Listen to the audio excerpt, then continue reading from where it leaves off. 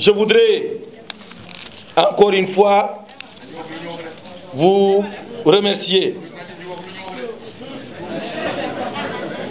d'avoir répondu massivement à notre invitation.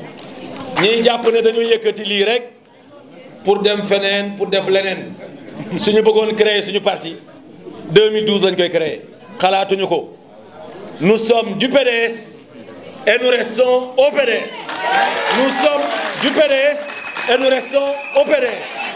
Nous sommes du PDS et nous restons au PDS. dama bëgg ku dem nga yóbbaale ko.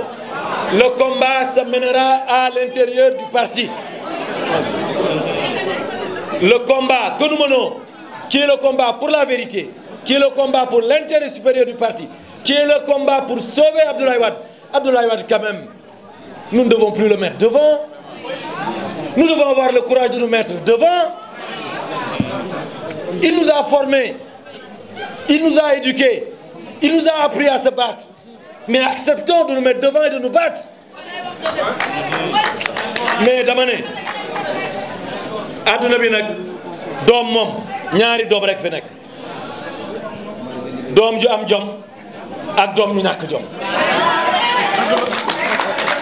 doom ju am jom soo amee sa baay moom juróom-ñeent fukki at yow nga am lu jógee juróom fukk danga ne ko bàyyil ma dem wuti dépense. danga ne ko bàyyil toogal noppalu man ma dem xeexali la. danga wax ne bàyyil ma dem waxali la.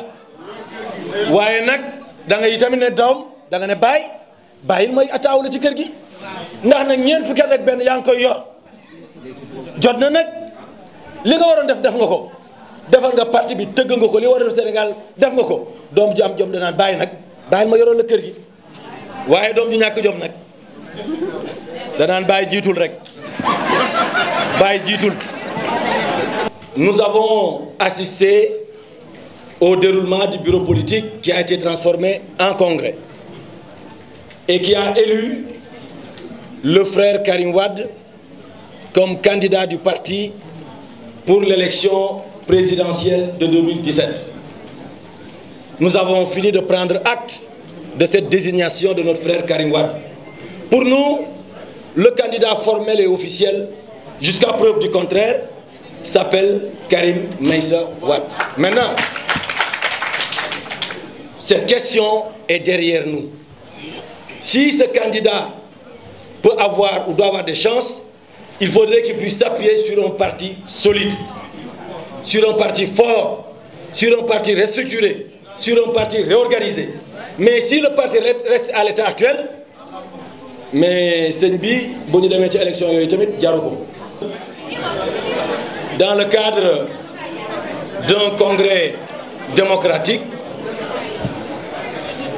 transparent, précédé par une vente des cartes, la mise en place d'une commission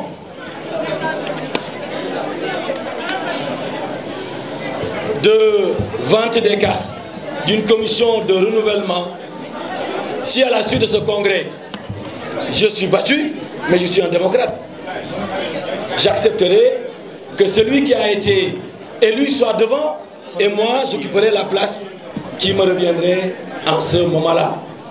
Il faut croire à la démocratie, il faut croire à la compétition, mais en tout cas, la seule personne que je ne pourrai pas affronter à l'occasion d'une élection interne, bien entendu, il s'agira de Maître Abdoulaye Wade.